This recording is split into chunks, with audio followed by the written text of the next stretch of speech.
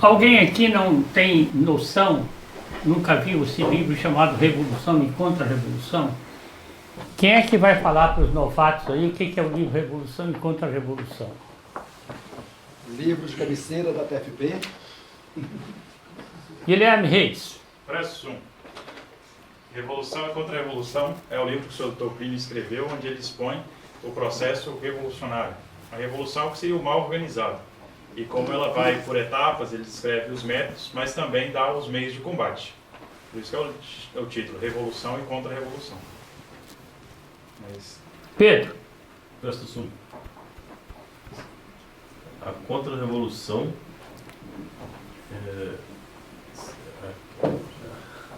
seria o bem organizado? Nossa, Se a revolução é desordem, a contra-revolução é a restauração da ordem. por ordem, entendemos a paz de Cristo no reino de Cristo. Nação Disposição das suas hierárquica, nacional, anti-igualitária e antiliberal. Antes de começar. Contra-revolução é uma reação à revolução. Certo? Luiz. Presta atenção. O livro Contra-Revolução e Contra-Revolução, ele mostra numa visão histórica os acontecimentos significantes da história da civilização cristã, tendo como centro de todos esses acontecimentos a Santa Igreja Católica e a perseguição que ela sofre do processo revolucionário e o dever da Contra-Revolução de combater esse processo em toda a sua integridade. Mateus. Presta atenção. A revolução é o plano de Satanás para destruir a igreja de Nosso Senhor, e a contra-revolução é o plano de Nossa Senhora para instaurar o reino de Maria. Muito ótimo. Parabéns para esses jovens aí, viu? Mas alguém quer opinar alguma coisa? Então, revolução é um processo. Até estava pensando, nós temos São Miguel aqui, que deve ser de bronze. Para chegar nessa estátua, tem que pegar o minério. Aliás, bronze é estanho mais cobre, né? Pelo menos era assim. Pegar o minério, retirar o minério, processo. Fundir, estabelecer um molde bonito e tal, para chegar no São Miguel. É um processo. A revolução, o professor Plínio Corrêa de Oliveira explica, é um processo. Esse processo começou quando? Na decadência da Idade Média. Quem quiser saber o que foi a Idade Média, assista a próxima aula aqui no domingo que vem. Professor de Marco Antônio Caldeira virá aqui expor sobre a Idade Média. Professor de Montes Claros virá para isso. Bem, agora, traduzir assim a revolução de uma maneira fácil de pegar, porque pai de família, manda a menina para a escola. O menino chega em casa e disse, papai, a professora falou lá que eu posso virar menino. O que é isso? Isso é revolução. Colégio católico, inclusive, a diretora resolveu tirar as plaquinhas dos banheiros. Menino e menina, tira aí as plaquinhas. O que é isso? Isso é revolução. Então, quando o professor Plínio Corrêa de Oliveira escreveu o livro, em 1959, ele abordou as principais etapas da Revolução. 3 grandes etapas. A primeira foi a revolta de Lutero, que negou. Papa negou, bispos e algumas seitas negou também. Algumas seitas negaram, né, o próprio caráter de sacerdotes. Então, cada pastor lê a Escritura e interpreta como quiser. Bem, essa é uma revolução dentro da esfera eclesiástica. Veio depois a Revolução Francesa, 1789, estabeleceu a mesma igualdade dentro da sociedade. Então, acaba com o rei, acaba com o nobre, acaba com a desigualdade social, vamos fazer uma democracia. Essa democracia é tão boa que está dando todos os frutos que nós estamos vendo aí no mundo moderno. Então, teoricamente, essa democracia que estabeleceu três poderes, não é isso? Na qual o povo elege e a vontade do povo será obedecida. Isso é a teoria da Revolução Francesa, não é? Está aí, enfim. Depois o Dr. Plínio aborda a terceira revolução, que foi o comunismo, uma igualdade também, no plano econômico. Não pode existir essa desigualdade de fortunas estabelecida. Então, são 3 níveis de igualdade. Bem, estou falando do livro em 1959. Quando chega 1976, amigos nossos da Itália, que tinham publicado esse livro na Itália, pediram ao Brasil, pediram ao professor Plínio, vinha ao Brasil, de vez em quando. Pediram ao Dr. Plínio, o senhor pode atualizar o livro? Aí o Dr. Plínio entrou então com a 4ª revolução, que é essa que nós estamos falando aqui, que é a revolução dentro do homem, dentro da vida humana, dentro da família. O homem é igual a cachorro, cachorro é igual a gato, gato também é igual a gente. Gato agora passa a ser o herdeiro. Se morreu, o gato tem direito numa herança da família. O gato tem direito a um hospital, o gato tem direito a... Bem, a ecologia faz parte, essa ecologia chamada integral, faz parte dessa 4ª revolução. Essa 4ª revolução, ela ficou mais fácil da gente perceber o que ele está dizendo, essa trama contra a Igreja Católica. Entendeu? Ficou mais fácil. Quando eu era jovem e me explicavam o livro Revolução e Contra-Revolução, a gente não tinha assim uma referência, porque o comunismo, enfim, era um perigo, mas o Brasil era maciçamente católico e anticomunista. Agora não. A Agenda 2030 está aí, a agenda de gênero está aí, então o fogo está pegando no pé das pessoas. Então ficou mais fácil cada um entender esse conceito de revolução. E a contra-revolução, o que é? O que é a contra-revolução? A contra-revolução é um esforço, é uma luta contra essa revolução para que a Santa Igreja e a sociedade voltem a ser católicos, como devem ser. Bem, então, vamos aqui, são 38 aulas. Aliás, você tem até a sugestão aí de que alguém precisaria pegar essas 37 aulas passadas e resumir, assim, 5 minutos, 10 minutos, 15 minutos, para tornar acessível. Olha, este livro, desde que foi publicado, nunca teve tanta qualidade quanto, digamos, de 5, 10 anos para cá. Quer dizer, o livro não era atual, mas as pessoas começaram a perceber, uma certa fração de pessoas no mundo começou a perceber a qualidade desse livro de uns 10 anos para cá. O livro teve edições na época, espanhol, italiano, inglês, francês, e outras línguas talvez. Mas perceber a utilidade dele. Bom, hoje eu queria ver se fazia uma aplicação aí o título, a aplicação do livro ao ecumenismo e à sinodalidade. São assuntos muito atuais. Mas o título, veja bem, a contra-revolução, o pecado e a redenção. O pecado é o pecado original. E a redenção de nosso Senhor Jesus Cristo. O Dr. Plínio explicou que ele, nesse livro, ele não quis fazer uma demonstração das teses. Ele enunciou as teses e deu um mínimo de demonstração. Mas depois ele fez N conferências, demonstrando as teses. Subtítulo do livro, hein? Como reavivar a noção de bem e de mal? A aplicação que eu vou fazer é o contrário do ecumenismo e da sinodalidade. Então aqui tem a primeira aplicação que todo mundo pode pegar com muita facilidade. Noção de bem e de mal. Não, porque justamente podemos dizer que um dos pecados da revolução atuais é justamente a perda da noção do bem e do mal. Hoje em dia já não existe mais o bem e o mal, tudo vale, tudo pode fazer, nada mais é pecado. Não? É um ponto muito interessante. Por isso que eu disse, é muito atual isso. É muito atual. como... Não existe o inferno, tudo é relativismo, né? É assim, todo mundo se salva. Deus é amor, né? Desculpa aí interrompendo, mas... Cada um na sua. Entrou para todo lado, cada um na sua. Então, há ou não há um bem objetivo? Há ou não há uma verdade objetiva? Nosso Senhor, Deus, quando expulsou Adão e Eva do paraíso, deixou ali a promessa, não é?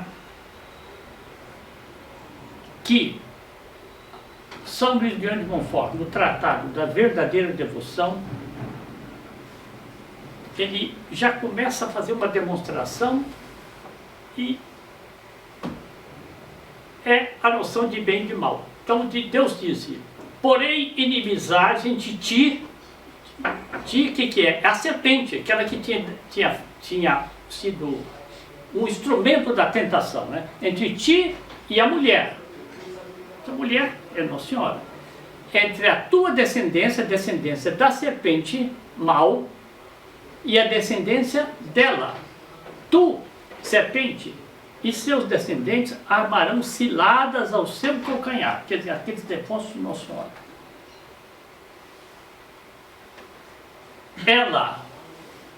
Ela te esmagará a cabeça. São Luís Grande Montfort, nesse Tratado da Verdadeira Devoção, ele explica isso. Deus criou uma única inimizade entre a mulher e a serpente, entre a descendência da mulher e a descendência da serpente. Isso aí é a noção de revolução e contra-revolução. A revolução são os descendentes da serpente. É a contra-revolução, são aqueles que são os filhos de Nossa Senhora. Bem, então, noção de bem e de mal.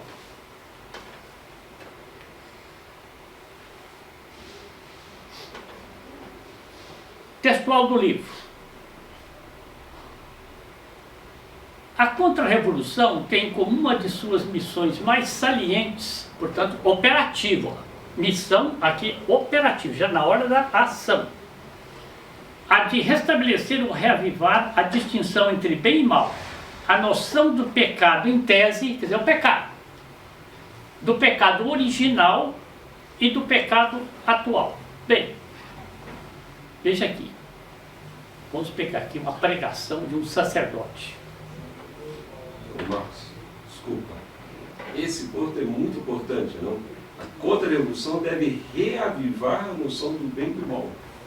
Eu acho que é um ponto muito importante isso aí, né? Deus não condena ninguém, não é? Deus, como é que é? O inferno está vazio, né? E outras coisas que estão dizendo por aí, né? Não condiz absolutamente com o que disse o nosso Senhor em Fátima. Mostrou para os pastorzinhos aquela chuva de gente no inferno e ele disse, e crepitavam como brasas de uma ardente fogueira, alguma coisa assim. Bem, então, olha aqui a missão. Então, a missão da contra-revolução não é, portanto, a missão de um orfanato, vamos dizer assim. Não é a missão de uma associação beneficente. Todas as associações, elas existem para colaborar entre si, mas a contra-revolução tem uma missão específica. Ela não deixa de fazer a caridade, mas não é o específico dela. O que é o específico? É o próprio.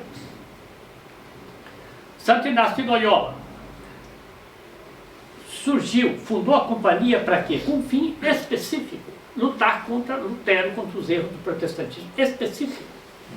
São Julião Eymar fundou a congregação dos adoradores com um fim específico.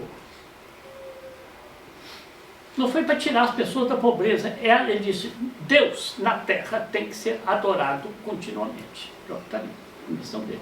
São João Bosco, suscitado pela providência com um fim específico. A contra-revolução, o Dr. Pinto está explicando, uma das missões mais salientes, portanto, mais importantes é esse. Nesse mundo que está tudo sendo apagado, tudo light, é preciso dizer, existe a verdade e existe o erro.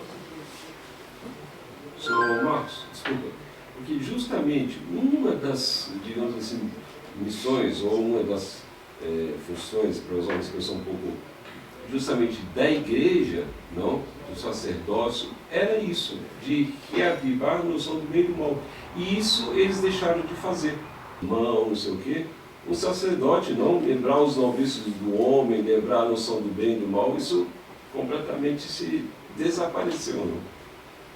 E por isso que Nosso Senhor afirma no Evangelho, né? A respeito dos novíssimos, as últimas coisas que acontecerão, né? Pensa, medita nos novíssimos. O que são? Morte, juízo, inferno e paraíso. Pois é, medita e não pecarás eternamente, ou seja, não perdereis a alma. É isso daí. São as verdades. A religião, segundo essa nova teologia, né, ela é para fazer o quê? Tem um professor de catecismo aqui, é professor de professores. Né? A religião é para querer bem a todo mundo. Aqui o Dr. Plínio vai fazer uma prevenção, vai responder a uma dificuldade. Quer dizer, essa tarefa que é? Reavivar a noção de bem e mal. Quando executada com uma profunda compenetração do espírito da igreja, não traz consigo o risco do desespero da misericórdia divina. Eu sou um condenado, o desespero. Judas Iscariotes caiu no desespero. O desespero da misericórdia. Hipocondrismo e misantropia. Eu sei que hipocondrismo é esse pessoal que tem obsessão, entendeu? Obsessão de doença, obsessão... É isso. Falam certos autores mais ou menos infiltrados pelas máximas da Revolução. Quer dizer assim, se você começa... isso, aqui está a coisa.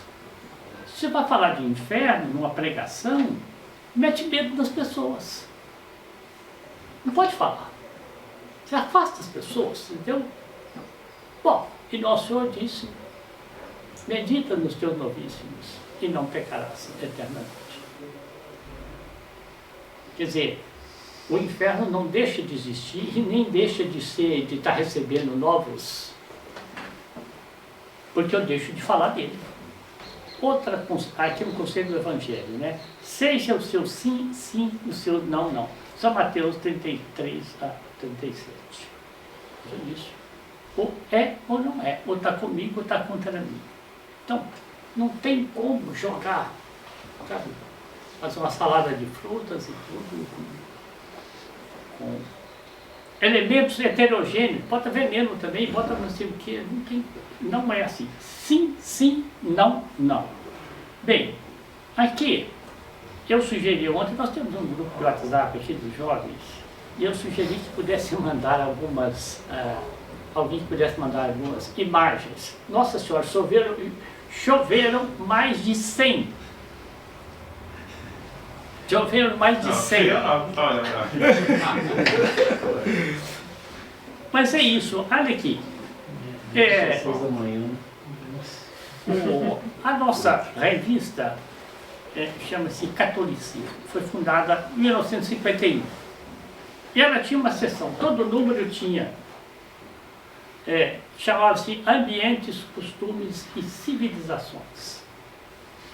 E o Dr. Plínio, que era o redator desta sessão, ele dizia, eu tinha um objetivo, era fazer um contraste.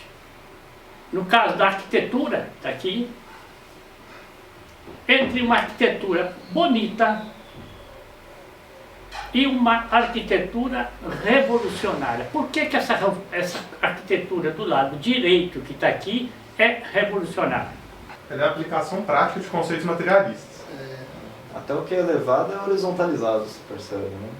É que tudo pode aí. Pois não, senhor Marcos. Não, mas eu perguntei, aqui é um contraste, claro, está se vendo, até eu vejo que são dois estilos arquitetônicos completamente diferentes. Agora, eu pergunto isso, por que esse estilo da direita nós consideramos revolucionário? O que ele tem contra a ordem natural das coisas? É uma concepção do mundo, do universo, completamente distinta do outro. Isso não eleva a ele é Deus. materialista, ele é brutalista, ele é ateu, ele é comunista. Ele consegue exprimir a mentalidade da revolução, enquanto o outro, com todos os seus detalhes, com sua pompa, com seu pináculo lá elevado, apontando para o alto, ele expressa a mentalidade da contra-revolução. São 2 prédios de governo? É, lá em Brasília, eu acho. É exatamente esse o ponto. Ele não tem originalidade, ele não tem nacionalidade. Esse prédio aí pode estar em Brasília, pode estar em Nova York, pode estar em Bangladesh, pode estar na Índia, pode estar em qualquer lugar. Quando você olha Você consegue aquele lá, identificar. quando você olha aquele lá, você não vê Deus. Você vê a espiritualidade, você vê... Apesar de não ser um prédio É o religioso. prédio da ONU, lá em Nova York. É o prédio da ONU. E ele também ele é limpo, ele não tem detalhes, ele é vazio, como a mente atual é vazia. Então por que espalhou pelo mundo todo? Não era para ter espalhado, ter ficado em Nova York só. A visão materialista já se espalhou pelo mundo.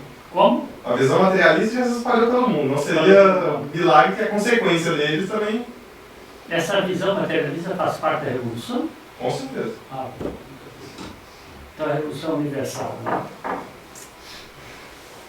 Bem, mas é isso, é uma tentativa que o Dr. Plínio fez. Ele fez o catolicismo começou em 51, ele foi mais ou menos, talvez até 70, todo mundo publicava um ambiente cultural. Com esse contraste, bem e mal.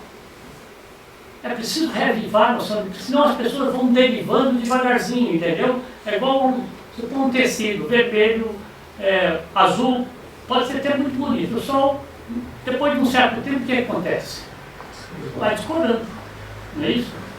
É o que acontece, os princípios vão se descorando. A minha dificuldade era reavivar essa noção de bem e de mal na arquitetura, nos costumes, na civilização. Um exemplo publicado na nossa revista. Olha, isso daqui deve ser nos anos 50, 1950 e pouco, não é? Olha ali a arte que está aí, no caso ali está em preto e branco, não é? É evidente que é o que Nossa Senhora, quase que a Nossa Senhora mecânica que está sendo expressa ali. Cadê a ternura? A maternidade divina. Isso veio entrando na arte. Nós tínhamos a arquitetura, agora estamos indo aqui a escultura, né? Ou pintura. Voltamos então para o texto. Primeira noção que o Dr. Plínio deu, então, o que foi? Que esta ação para reavivar a noção do bem e do mal, ela não provoca essa misantropia, esse hipocondrismo, se ela for feita com amor de Deus. Então o padre vai pegar sobre o inferno, vai pegar sobre o céu também. Vai falar sobre o pecado, vai falar sobre as modas imorais de hoje, não é isso? Reavivar a noção de bem e de mal. Segundo ponto que ele põe, é isso aí. Agora, como reavivar? Como? Evitar todas as formulações que têm o sabor de moral leiga, vai explicar, ou interconfessional, pois o laicismo e o interconfessionalismo conduzem logicamente ao amoralismo. São palavras um pouco usuais aí, não é? Interconfessionalismo, moral leiga, laicismo, amoralismo. Vamos lá, traduzir esse negócio, por favor. Porque que são palavras que o Dr. Plínio está usando quando ele escreveu o livro, 1959. Falava-se naquele tempo da moral leiga. Hoje, o que pode ser essa moral leiga? É uma moral que está desvinculada da religião. A conduta humana não devesse ser alicerçada em princípios morais. Não, ele é muito direito nos negócios, ele não tem religião, não tem nada, mas ele é assim e tal. Essa a moral leiga. E essa moral leiga, pelas associações aí, tipo Rotary Club, naquela época, Lions Club, então é o querer o bem, mas sem fundamento religioso. Porque a igreja ensina uma coisa é a caridade e outra coisa é a filantropia.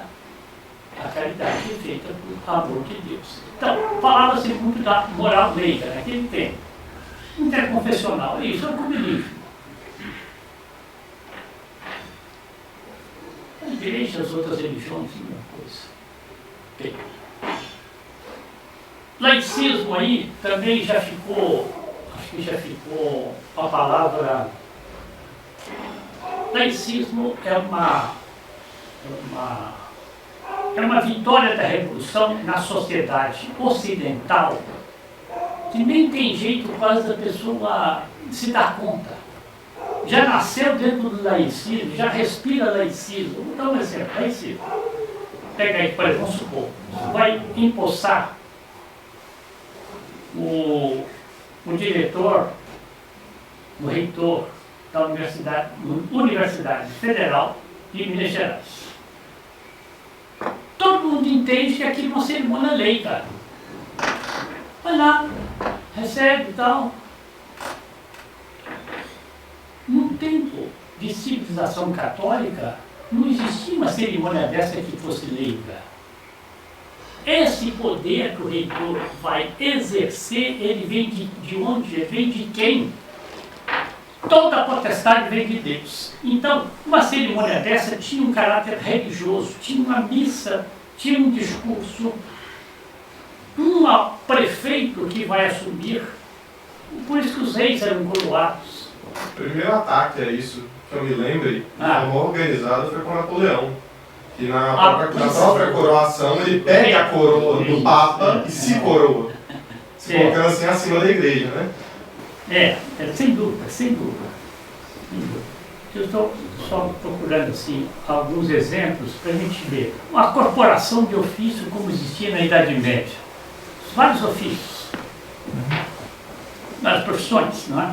Elas tinham seu patrono, tinha sua festa, tinha seu amparo, mas não era leigo, não era laicista. Não era sindicato também, hoje tem sindicato. Não é sindicato, a corporação não é sindicato. Aliás, os sindicatos são, também, a gente está vendo os frutos do sindicato, né? Dos sindicatos.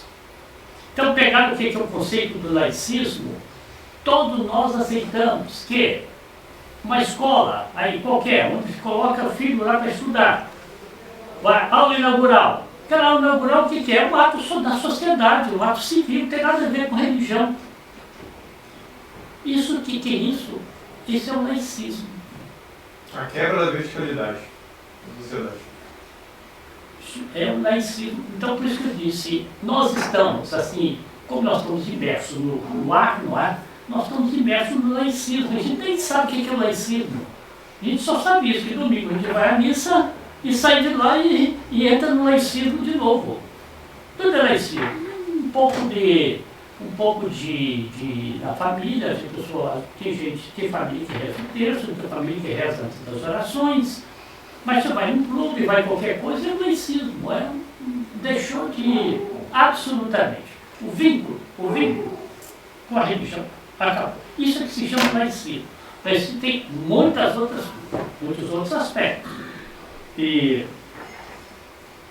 bom, não vou entrar em detalhe, porque senão abrimos demais. Pega um pouquinho que é a noção do laicismo, que a gente considera natural. Não é natural.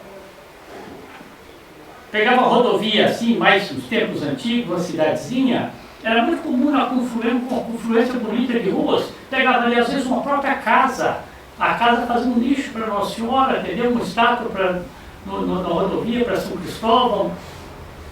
Hoje não. Mas, se você um repórter, pega um repórter qualquer, um escritor, ele sabe que se ele redigir o artigo dele com essas pontas, definindo bem e mal, ele não vai fazer carreira, porque o laicismo tem imperante. Então, olha aquela linguagem dele aqui. Evitar as formulações que têm um sabor de moral, evitar as formulações. Aqui em Belo Horizonte.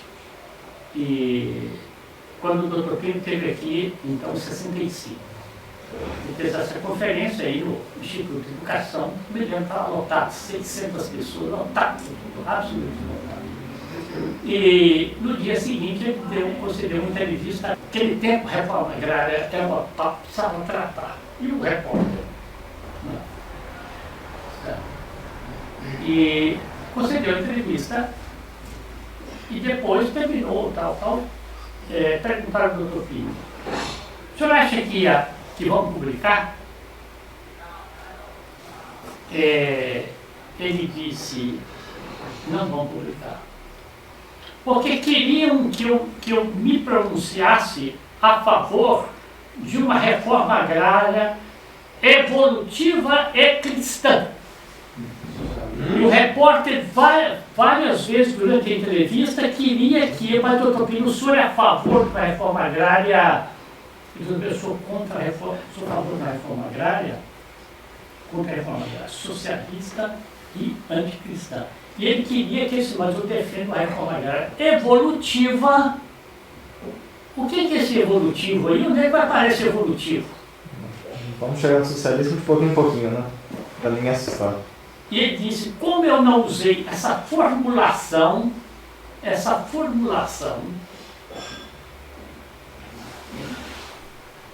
não vai sair a entrevista, não sai.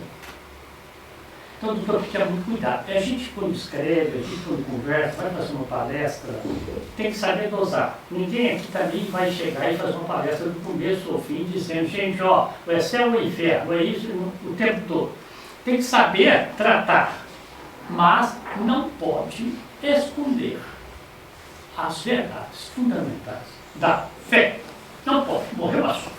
E se quiser fazer carreira no mundo, tem depois um final preparado. Lá vai ter uma grande recepção, lá junto com algumas pessoas que eu não quero citar aqui, porque... Mas, de qualquer maneira, Lúcio vai encabeçar a entrada triunfal da pessoa. Então, isso é evitar a formulação. Gente, olha, isso é nato.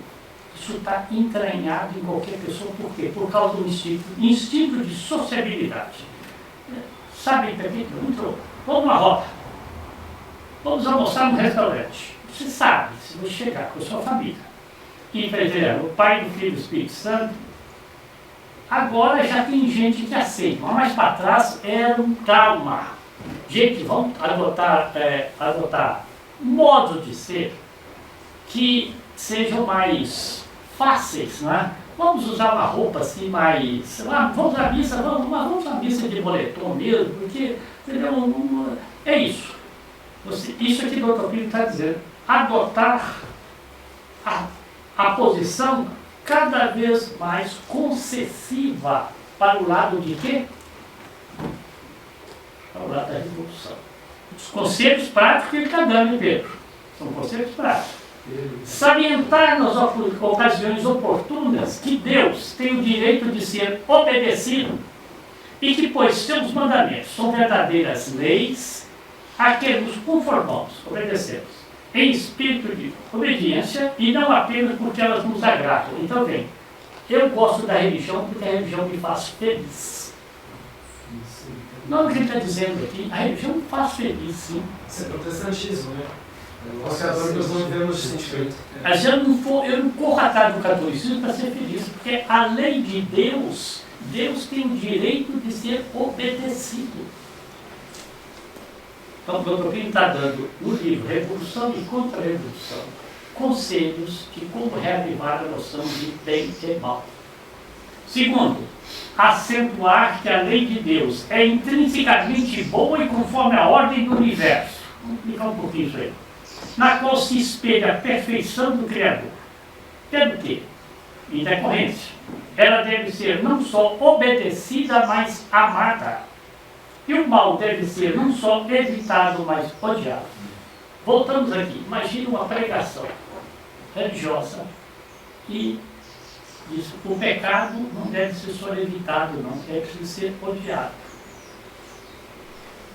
E o bem deve ser, vai obedecer e vai amar. Por quê? Porque os mandamentos estão de acordo com a lei natural, com a natureza humana. Eu estou preparando aí uma sequência de reuniões sobre a luta entre o bem e o mal dentro da igreja no século XX e que concerne muita vida do Dr. Plínio, porque dirigente da TFP, né? Bem, mas a ação católica, o Dr. Plínio conta, eu fiz uma introdução para mostrar. Ele conta isso. Ele dirigia o jornal São Paulo, era o jornal oficioso da arquidiocese, chamava-se Legionário. Ele estava com 30 e poucos anos. A equipe dele também. Bateu na porta dele um homem, na época um jovem, que depois se tornou político famoso, chamado André Franco Montoro, que pertencia também a esse grupo. E disse para o Dr. Plínio,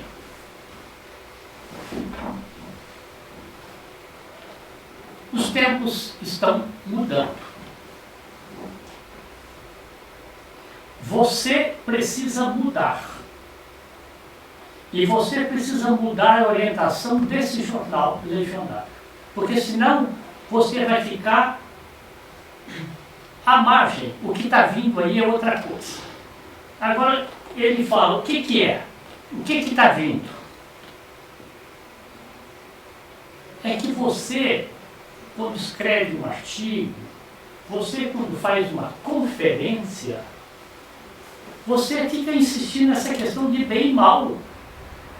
Ensinando, isso passou. Essa era passou. A era agora é a era da colegialidade. Faltava só ele dizer que é a era da sinodalidade.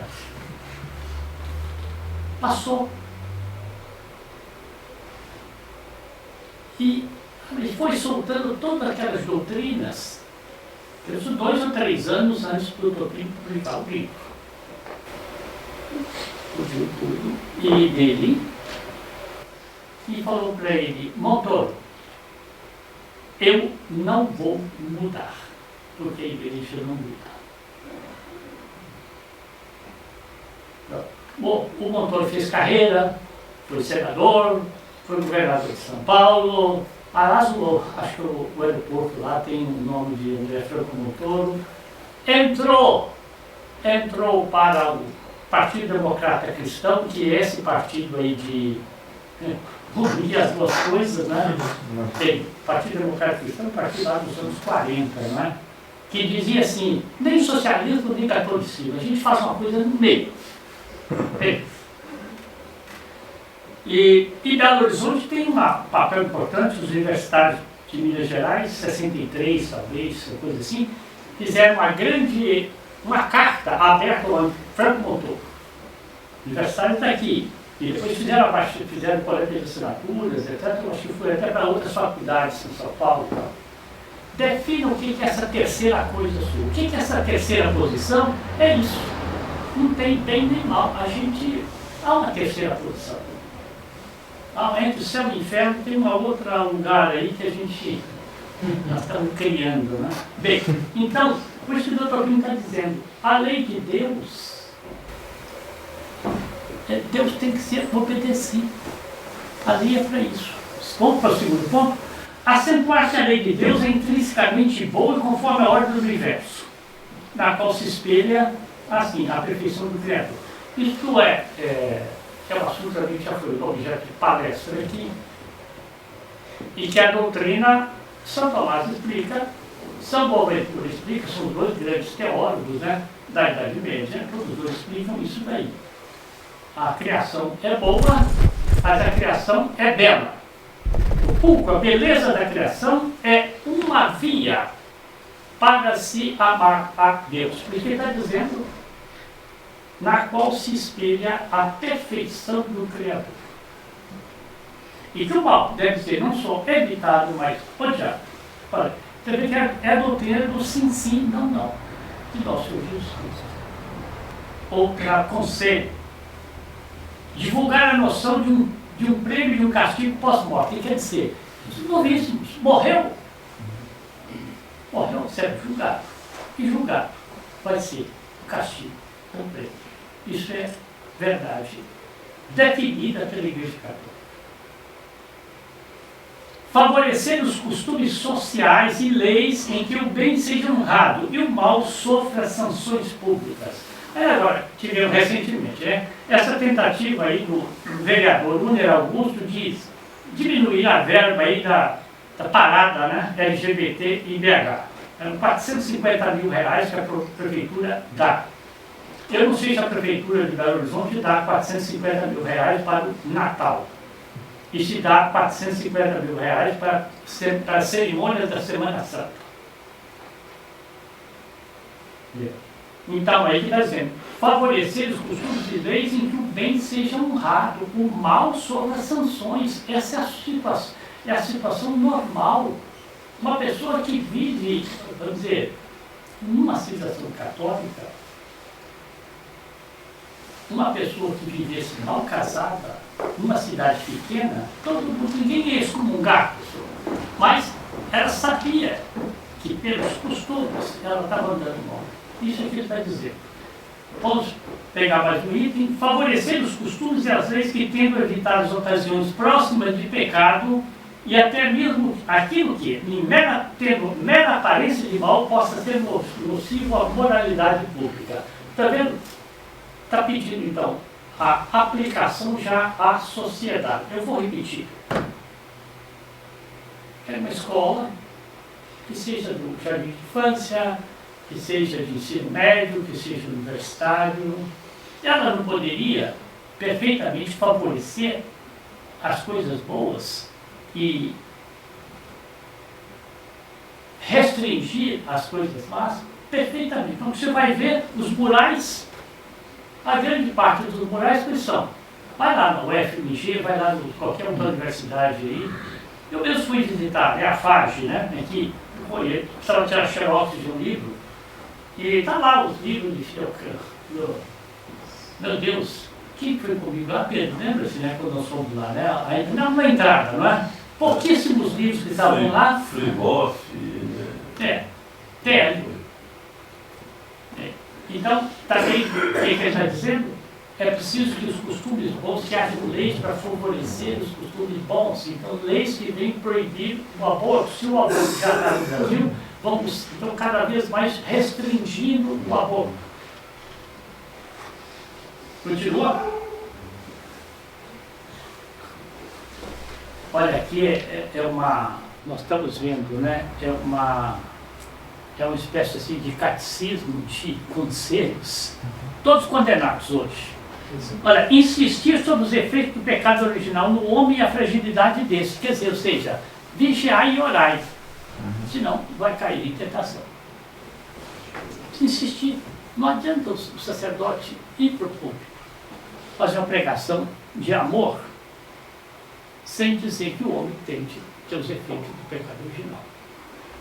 Nem adianta dar curso de catecismo, sem ressaltar esse aspecto de... Estou falando que tem 2 professores de catecismo aqui, e ressaltar o aspecto bem mal. Esse ponto do meio. Então, insistir sobre a fecundidade da redenção de nosso Senhor Jesus Cristo. É a fonte de tudo, é a redenção. Depois, bem como sobre a necessidade da graça, da oração e da vigilância para que o homem persevere. Está vendo? São conselhos que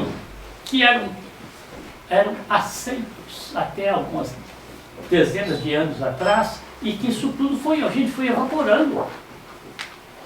Você precisa dar... Ninguém persevera sem graça, ninguém persevera sem oração, ninguém persevera sem vigilância. Nosso Senhor disse, vigiai e orai, para não cair em tentação. Então, essa religião positiva de que basta querer bem, que você está quite com Deus, essa não é católica. Aproveitar todas as ocasiões para apontar a missão da igreja como, olha lá, mestra da virtude, fonte da graça, inimiga irreconciliável do erro e do pecado. Gente, olha, essa igreja que está aqui é a igreja católica. A igreja não é uma dentro do universo, não. Ela é a mestra da verdade e da virtude. É a única que nosso Senhor Jesus Cristo fundou para a salvação. Não tem como um ecumenismo querer apagar borrar isso daí. É axioma, fora da igreja católica não há salvação. Ponto final. Bem, mestra da virtude, sim. Fonte da graça, os sacramentos. Inimiga irreconciliável do erro do pecado. Está vendo? Então o Dr. Plínio, eu acho que termina aqui, mas ele está então demonstrando o quê? Aquilo que ele disse no começo. Como é que a gente pode, na sociedade moderna, na nossa família, no nosso meio, com critério, ir revivendo a noção de bem e de mal. Porque se for revivendo essa noção, a revolução perde terreno. Se você borrar as letras, tudo, faz aqui um slide mal focalizado ali, ninguém está vendo nada. Não é? Por isso que eu disse, ambientes, costumes, civilizações, quando a gente vai escrever um artigo, quando a gente vai fazer uma palestra, eu não posso fazer uma palestra para agradar o público só. Estou perdendo meu tempo. Tem youtubers famosos aí, tem que assistir ali o erro da sociedade moderna. Então tá aí, ó, por fim, meu imaculado coração triunfar. É a promessa do nosso Senhor que fala. Olhe um pouco para essa imagem, viu? Essa fotografia. É uma fotografia que inspira confiança. Inspira... venha, meu imaculado coração triunfar. E olha, eu vou dizer, todos nós sabemos disso. Esse Brasil que está aí, esse Brasil, tem uma missão providencial, atestada. Você pode provar isso por vários tipos de argumentos, mas que seja pela amplitude do Brasil, que seja pelas qualidades que o brasileiro tem, que seja pelas belezas. O professor Roberto de Mattei escreveu a biografia do Dr. Plínio com esse título, O Cruzado do Século XX. É um professor, né, italiano, esteve no Brasil várias vezes e escreveu uma biografia do Dr. Plínio muito documentada, muito documentada. E ele achou que deveria colocar esse título aí, Dr. Plínio foi um cruzado do século XX. Bem, mas a introdução, ele precisava descrever um pouco, e ele começa a descrever um pouco sobre o Brasil. É impressionante. Ele, por sua vez, vai transcrever trechos do Stefan Zweig, que era, acho que era um austríaco, né, que esteve morou aqui por Petrópolis, Rio, etc. E os trechos dele da época, né, parece que é 1900 e pouco, não é? É empolgado com o Brasil. Não pode ser. Essa natureza que está aqui é cenário para coisas que virão, grandiosas. É um aspecto que eu disse da vocação do Brasil. Bom, olha, a minha parte é isso.